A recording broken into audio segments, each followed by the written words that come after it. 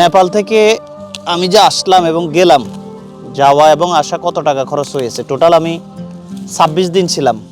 তা আমি বলবো যারা নেপাল ঘুরবেন একবারে নিজে নিজে ঘুরে আসবেন। কোনো ধরনের ট্যুরিস্ট, কোনো এজেন্সি, কোনো কিছু লাগবে না, কোনো প্যাকেজে যাবেন না।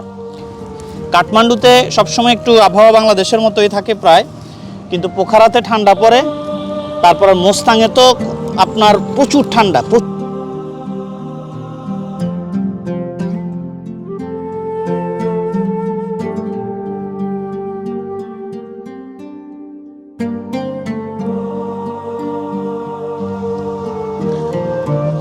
আসসালামু আলাইকুম প্রিয় বন্ধুরা, নেপাল থেকে এসেই আবার কাজ শুরু করে দিলাম।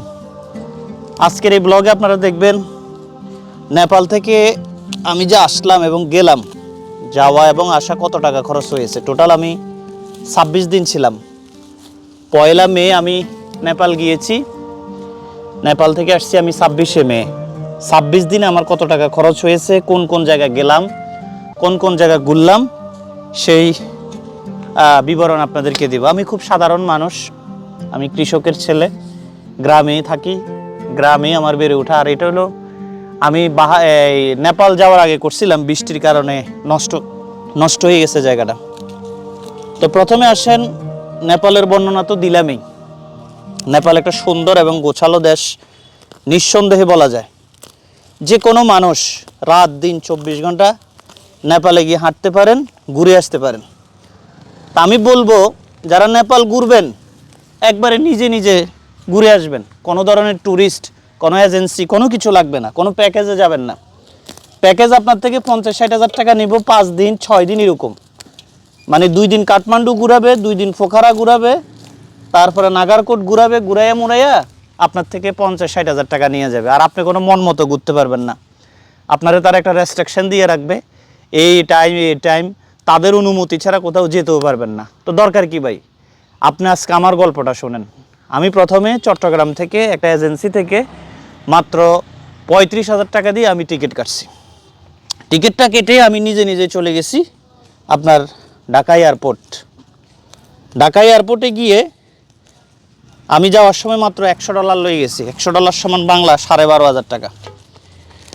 তো 35,000 আর 12,500, আবার এয়ারপোর্টের ভাড়াটা লইয়া ধরেন যে 15,000 ধরেন। 15,000 আর 35,000 কত হয়েছে? 50,000।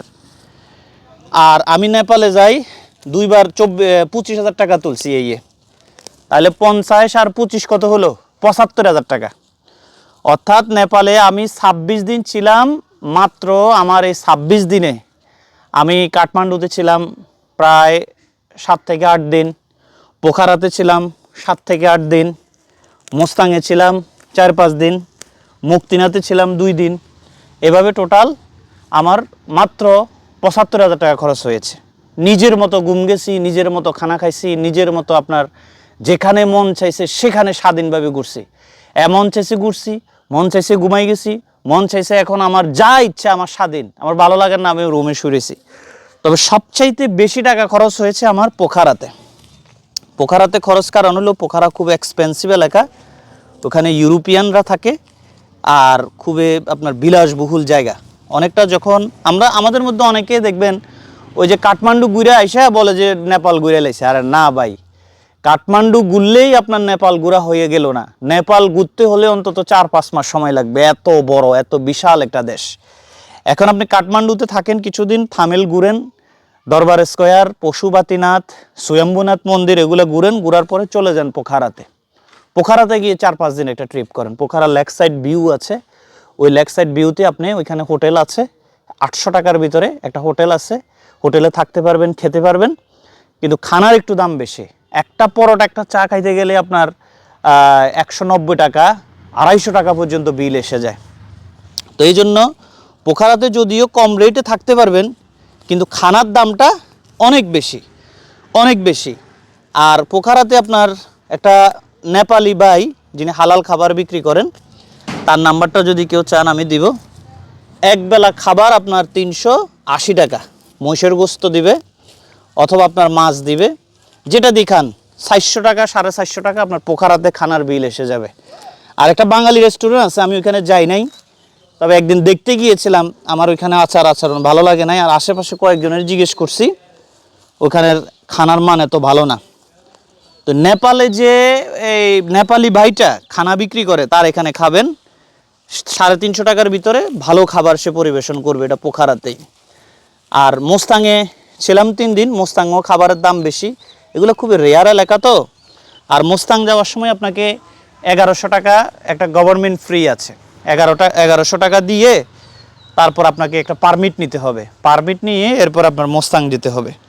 আর আফার মোস্তাং যাই নাই, তবে আমার খেয়াল আছে সামনে যদি আমি কখন নেপাল যাই আফার মোস্তাং ঘুরে আসব। আর নেপালে আপনার যে কোনো সময় আপনি যান, অবশ্যই শীতের একটা জামা কাপড় সাথে নেবেন, এটা আমার অনুরোধ। কারণ নেপালের আবহাওয়া মিনিটে মিনিট চেঞ্জ হয়। কাঠমান্ডুতে সবসময় একটু আবহাওয়া বাংলাদেশের মতোই থাকে প্রায়, কিন্তু পোখারাতে ঠান্ডা পড়ে। তারপর মোস্তাঙে তো আপনার প্রচুর ঠান্ডা।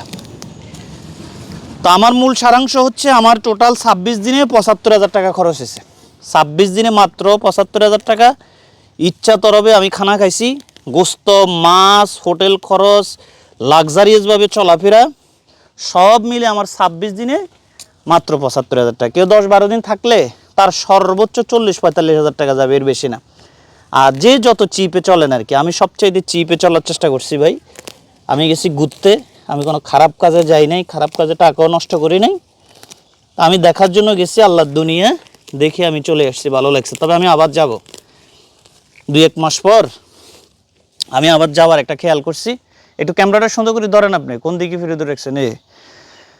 তা আমি আবার যাওয়ার খেয়াল আছে আমার, ইনশাল্লাহ আল্লাহ যদি আমাকে কবুল করে এদিকে চলে আসেন, এদিকে তো আমার যাওয়ার খেয়াল আছে। তা আপনারা যারা নেপাল যাবেন, নিজে নিজে ভ্রমণ করেন, নিজে নিজে দেখেন। কোনো দালাল, কোনো এজেন্সি, কোনো ট্রাভেল তারা আপনার থেকে বিজনেস করবে। মনে রাখবেন, প্রত্যেকটা ট্যুর প্যাকেজ যারা করে তারা 10 থেকে 15,000 টাকা আপনার থেকে প্রফিট করবে। তারা আপনার যে স্বাধীনভাবে ঘোরা, এটা জীবনও আপনি ঘুরতে পারবেন না।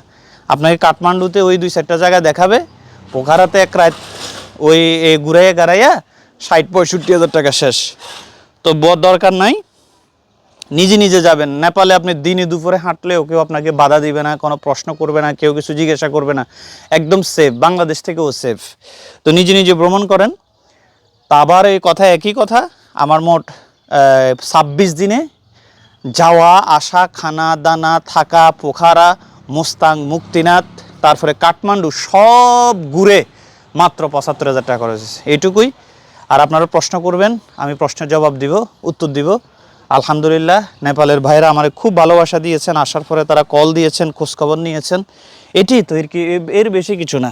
তারা যে খোঁজ নিছেন, খবর নিছেন, এটাই হলো আমার কাছে ভালো লাগছে, ভালো লাগার বিষয়। আলহামদুলিল্লাহ। আমাকে কি দেখা যায় ক্যামেরাতে? আপনি ঠিকভাবে ধরছেন? আসলে একটা বাচ্চা মানুষকে দিয়ে আমি ক্যামেরাটা ধরাইছি। যাই হোক, আমার মতো যারা সাধারণ জীবন যাপন করেন, এরাও পৃথিবী ঘুরতে পারবেন যদি একটু বুদ্ধি জানেন। বুদ্ধি শুধু জানেন, তাহলে আপনি সারা পৃথিবী ঘুরতে পারবেন। তবে আমার নেক্সট প্ল্যান হচ্ছে থাইল্যান্ডে যাব, না হয় পাকিস্তান, আফগানিস্তান, এগুলোতে যাব। সম্ভাবনা বেশি পাকিস্তান এবং আফগানিস্তানে। থাইল্যান্ডে ভিসা হয়ে গেলে থাইল্যান্ডে যাওয়ার সম্ভাবনা আছে। তো ভালো থাকবেন, আল্লাহ হাফেজ, দেখা হচ্ছে। আর এখানে আমার শাকসবজি করব, এই যে এগুলো হয়েছে আর কি, এগুলো মরে গেছে যে বৃষ্টির কারণে নষ্ট হয়ে গেছে, এখানে বৃষ্টি হয়েছে। আসেন আসেন।